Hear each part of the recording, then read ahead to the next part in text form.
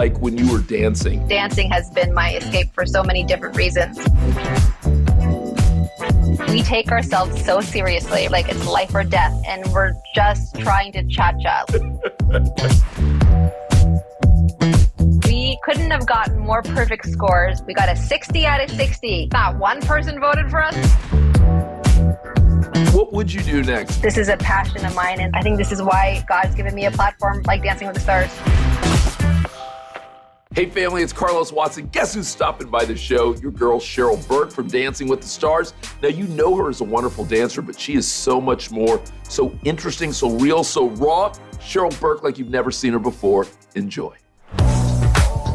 Hey Cheryl. Hi, how are you? Good, how you doing? Great, your set is gorgeous. We are in kind of your hometown, I think. We're in the Bay Area. Where are you right now?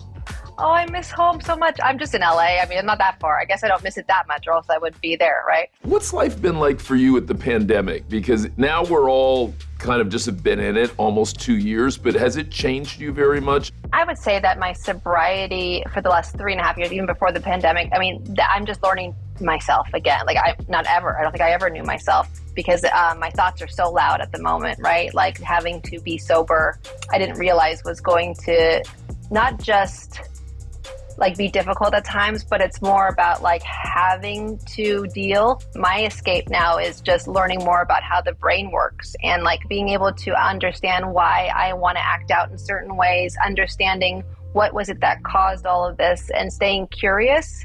Now I'm obsessed with like all of that and any mental health related podcasts or YouTube or any, you name it. Are you very spiritual at all? I am definitely more spiritual than I've ever been because that's part of the program, being a part of AA. Like there is no other way but that way. And I do understand how life is, there's freedom to that. There's freedom to knowing that there is something bigger than us out there, however you want to label it. But it's really believing that. Who's your girl? Like, who's your close friend who you can really have some of these conversations with that kind of goes everywhere, if you know what I mean? Do you have that person or persons? I do. I'm very lucky. Leah Remini, actually, is... Leah's my girl. Tell Leah that you looked at my socks. Tell her that you looked at my socks. Your socks? Can you see it? All right, now I won't lie to her. Tell Leah you looked at my socks and my sock game was good today. Oh my goodness. Why, was she getting on you about your sock game? She was. What are your socks doing? Let me pull them all the way up. Why did we go with the blue? Leah, okay, here were the socks I was supposed to wear. Oh my goodness. She, as you know, she is very funny. She's very quick. She is very hysterical. funny. And we can talk like this deep, and it's like we both are on a path, not saying the same one, like different paths, obviously, but like wanting to just try and be the best version of us that we could be. And with that, knowing that we have to hold ourselves accountable, I think that's the big lesson I learned, especially in 2021, is you cannot blame anybody but yourself, right? Now, what were you like? Like, where would I have bumped into you in high school? Where were you hanging out? What were you doing when you were here? I was hanging out at the closest ballroom dance studio there is in Redwood City called Imperial Dance Studio or Stanford Shopping Center, maybe. And what were you doing at Stanford Shopping Center? Were you eating? Were you shopping? Were you just hanging? I was actually working. My first job was at United Colors of Benetton after working for my mom and dad. Yeah. I decided to let me do this for real. Okay, love that, love that. And did you leave here right after high school or when did you leave? I left as soon as possible. I'm kidding. It was funny because like with ballroom, I started when I was 13. So I would travel every summer and be training in England. The ballroom world is a small world, but it's worldly, right? So it's like international competitions and our version of the Olympics is in Blackpool, England. And that's where our coaches would train us. And, like anything that's political. So you got to take dance lessons with the right judges and coaches. And so I did that every summer. And that was like the best learning experience traveling around the world when I was a teenager, basically. And so I've lived everywhere from the Bay Area first. Then I moved to Denmark with my dance coach for a year. But I've been blessed to be able to travel the world. It's been amazing. Wait, now what did your parents do growing up? What were they into? My mother was a nurse in the Philippines, moved here to America and created the very first nursing agency called Nurse Providers in the Bay Area in 1984 when I was in her belly.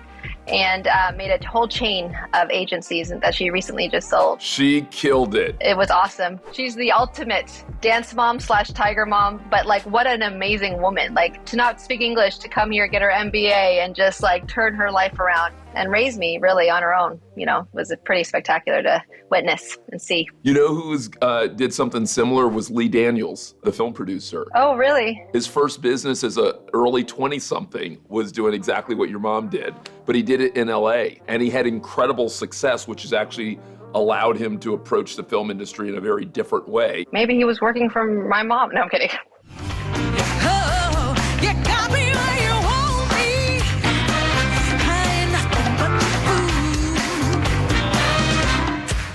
All right, now who's been your favorite dance partner? And don't give me one of those political things where you say, I can't say it. Give it up. Who have you enjoyed? I can tell you who my favorite is right now. Emmett Smith, hands down. He's a lifelong friend. Right. I guess I could say I've had 24 partners, 25 seasons, because we did All-Stars together, and then we won season 3 back in 2007. But it wasn't just that. It was literally, he's just a great man, and I'll never forget him sitting me down right after we met for the first time. He's like, what are you going to do? What's life after Dancing with the Stars? And he really opened up my mind to not think of just what's happening now, like building the future. And I've seen what he has done after his amazing football career. And he really has capitalized on his whole career in a bigger way, more than he ever saw back then as well, and it's admirable. So. And who was the most talented? Who, for whatever reason, using whatever measurement you want, just had the most natural talent? Juan Pablo de Pache. That was the biggest letdown on Dancing with the Stars. Like, we couldn't have gotten more perfect scores than we did, especially the night of the semifinals. And cut to, we didn't even make the final 4. And I was like, we got a 60 out of 60. God damn it. What else? That means not one person voted for us. But, it is so hard because damned if you do, damned if you don't sometimes. Like, you put in everything, right? This is like, for us professionals who have been on for so long, this is like our Olympics every year, right? Like, there is a lot behind the mirror ball trophy here, but really it's not just a dancing contest. It's about the journey. It's so much more than that. And it's every time I do a season, I'm like, how the hell have I done 25 of these? And wow, I feel really accomplished, and I feel like I've learned so much about myself, but also about other people's stories. And it has made me think of what's next in a way where I would love to create, something where dance and movement and therapy and it all works together. Like, I've seen it change lives, so it's changed mine. What would have happened to you, Cheryl, if you hadn't gotten Dancing with the Stars? I would still be living in Harlem, probably, 136th and Adam Clayton, and being a starving dancer, competing. But as a woman and a competitor in the ballroom dance world, it doesn't last past really mid-30s, and I'm 37. So I probably would have retired, maybe have wanted to judge, but it wouldn't have been about the money. It never was. It was about the passion, right? How did you fall in love with ballroom? My mom has lived vicariously through my dancing career because when she was a girl, she wanted to dance, but her parents couldn't afford it. And it was like, Cheryl's not great at school because I was never really good at like my studies. I was that girl that she'd always get a tutor for, but it was like nothing worked. It was not clicking. But so she's like, oh, but she's talented. So let's put her in a pair of tights. But I grew out of those really early. Like, I developed at a really young age, and I was like, I definitely don't fit in here. And then her and my stepdad said, how about ballroom? And I was like, ballroom's for old people. There's no way I'm doing ballroom. And I went to a dance competition in the Bay Area, and I saw kids my age dance, and it was like toddlers and tiaras. And I was like, sign me up. This is great. And I wanted to take it to the next level. Like, I'm an addict and I'm excessive, and I'm proud of it, but dancing has been my escape for so many different reasons, but also a good one too, proud of it. Do you really escape when you're doing it? Like, does your mind free, or do you find yourself, because there's some runners, when they run, they actually use that time to actually process the things that are bothering them. Yeah. And so what are you like when you are dancing? Is your mind free, or is your mind actually going through all those things that you're trying to work through? It's more about expressing whatever feelings I'm feeling, I guess, because I'm not that type of performer that practices her facial expressions in the mirror. Like, what you see is what you get. And I feel like for the first time, as much as I am getting judged, but I'm not getting judged to express my feelings, right? Like that is a real and authentic safe space, which is so weird to me because it could be in front of millions of people, but that's where I feel the most safe is on the dance floor sometimes. Who do you keep in touch with? Not like an acquaintance, but who's like actually a friend who you actually talk to several times a year? Well, Emmett Smith, for sure. You know, we just catch up, we shoot the and I definitely respect Emmett because he put me in my place a couple times. Sometimes I can get really impatient. Move one as I'm spinning. You can't just be standing there. And Emmett's like, one day he was like, not right now. And you know, it's harder for people for some reason. It's like, you just need to say that. And I'll totally, like, the rest of the season will be a breeze. But if you let me step on your toes, you know, just like anyone, I'm just going to see how far I can dig. And man, oh man, sometimes it's just, I shock myself. I'm like, oh my goodness, Cheryl, stop it. But it's just all it comes out of love, right? I'm a dance mom at heart. What could I say? Do you know what? You get it from your mom, I could tell. Oh my God, of course I do. I blame my mother for that one. Mom's going to get some credit. She's going to get some blame too, but she's going to get some credit. Yes, absolutely. She's a freaking boss, that one.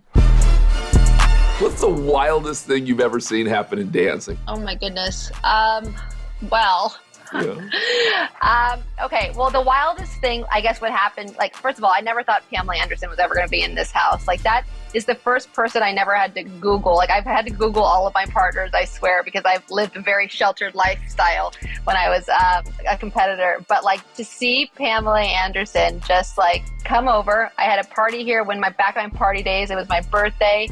And just having a conversation with her was just so insane. And I'll never forget her walking up with a top knot, my mother cooking eggs, and her just being floored like, is that Pamela Anderson walking up our staircase right here in this home? She's like, hi, Mrs. Burke.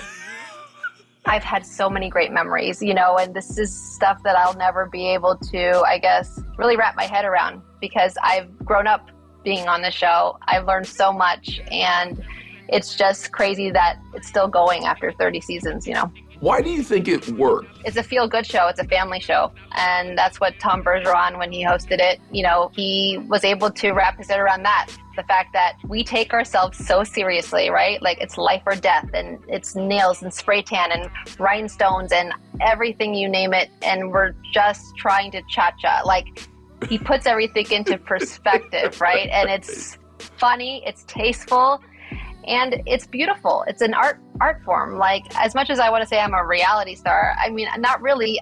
You know, I'm an artist. Like, and the world of movement is so fascinating and beautiful and meaningful at the same time, you know? All right, talk to me a little bit about what you're doing next. Well, you know, right now it's just all about getting body language together, this dance program that I'm really involved in, and that's my way of giving back. We should frame the meaning of movement as something that we can choose to do that can powerfully influence our mental health and our resilience. I definitely know firsthand from experience again that dance has been a very therapeutic way of expressing myself because, you know, there's a lot of people that don't want to go see a therapist. There's a lot of people that are anti-therapy, and I understand, but there's other ways of doing it. Look, this is a passion of mine, and I know that it is real. And I have to be willing to fail. I have to be willing to do all of this, right, without letting my ego involved. And it's starting over again. It's like, this is the next chapter for me. I think this is why, you know, God's given me a platform like Dancing with the Stars. I'm hoping to launch by 2022 at some point this year. You know, I have a certified therapist now who's a partner, and it's definitely backed by science. Like, movement has helped me through my trauma. It still plays that therapeutic role, and I just want to share that with everybody. Even if you can't dance, it's not about that. It's literally about just being mindful. You know, I really like that. And I've actually heard from a number of people. I don't know if you've ever met this woman, Ruth Zuckerman, who helped start Soul Cycle. And she said that part of the way she helped start it was she was going through a divorce and kind of managing a lot of trauma that kind of went back to childhood. And that she found that she was happiest when she was physical, when she was doing things. Yeah. And that's what actually gave her air and gave her peace and actually gave her confidence. Talk a little bit about, because I feel like I've heard you mention before this body dysmorphia challenge you've had? Well, yes. I mean, I used to travel with scales, like literally. It's a real thing, and it consumes my life in a weird way. I had to stop weighing myself because it would dictate my mood. So like if I didn't lose a pound after like starving myself or abusing my body, then it would really affect my mood for the rest of the day. And it was like, that was just my wake up call, as well as the decade of therapy I've been in, to where it's like, I start to realize, wait a second, this is crazy. Are there folks who've also struggled with it, who've actually given you good advice as to how to manage it? Yeah. And that's the thing, is like, there's a lot of shame behind it. So not a lot of people want to talk about it. It felt so much better just to be able to call it out as it is and know that it's normal. Hey, do you mind if we finish with a little rapid fire? Okay. Your favorite nickname? Oh my goodness. Mouse. Mouse. I've got big ears. Look at these ears. You have impressive ears. The bigger the ears, the longer you live. Did you know that in the Philippine culture? I didn't know that. There you go. What's your favorite movie of all time? Pretty Woman, the one and only movie I know. Love it. Love it. All right. Your karaoke song. Oh, hell no. You'll never. I won't even sing to myself in the shower because I'll blush. I'm embarrassed for myself. I'm that bad. Tone deaf. If you could have dinner with anybody, dead or alive, who would you love to have dinner with? President Obama and Michelle Obama.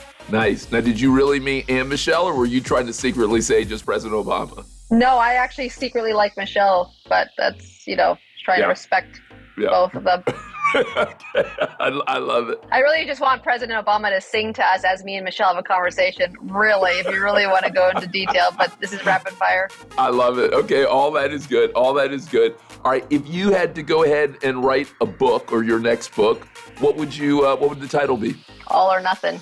That should be my next book. Oh, I'll take that. What would surprise people most about ballroom dancing? It's frustrating as but it does take two to tango, and it's beautiful when you can figure it out. Cheryl Burke, you were all kinds of fun, and what a pleasure. I really enjoyed this. Thank you, same, and I'm a fan, so keep doing great work. Hey, really hope you enjoyed Cheryl. What an interesting, deep, and good person.